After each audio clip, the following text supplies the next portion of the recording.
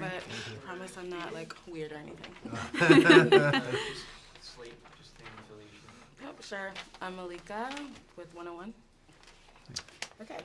The wives of both Edison and Westinghouse are portrayed as strong, grounded, and supported women throughout the film. How much do you think their support contributed to Edison and Westinghouse's success at the time? Well, I think in our version of the story, a lot. I think they were both supportive in very different ways. I think Marguerite had a good business head on her, and they had a real kind of bond and an understanding. And I think Westinghouse wanted her by his side, and always personally and collaborative. In terms of business, was a collaborator. Whereas I think Edison preferred to go it alone, and I think that was reflected in his family life too. I think although Mary loved him, but they loved each other, and she was very supportive of him, I think it was frustrating, and he was a workaholic and away a lot, and probably would have liked to have not more of a handle in the business, but certainly more of him at home, I would say. Yeah.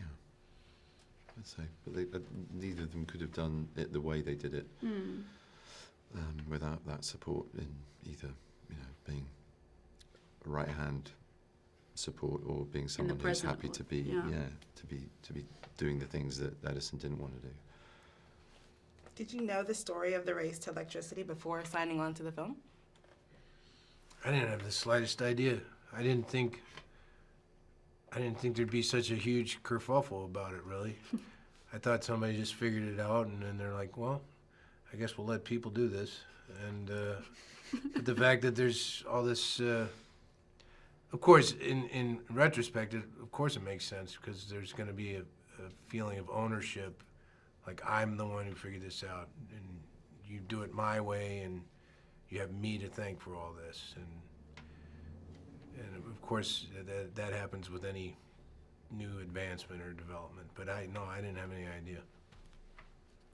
What was the most interesting thing that you learned about these geniuses and their inventions? Well, quite how much he invented. I was shamefully ignorant of it, and it's incredible how much he did. I mean, the phonograph, before that, adapting the telegraph,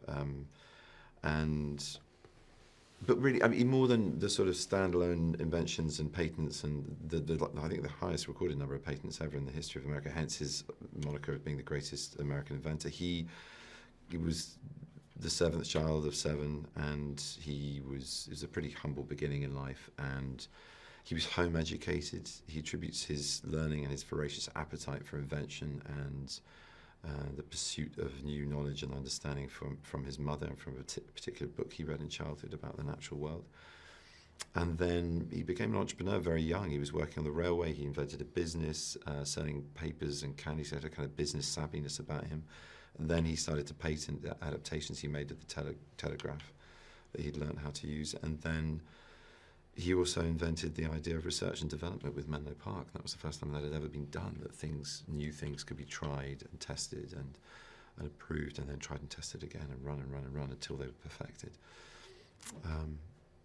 None of which is in our film, but those were the things Interesting nonetheless. Did interest me. Well, that's why people should watch this. Yes.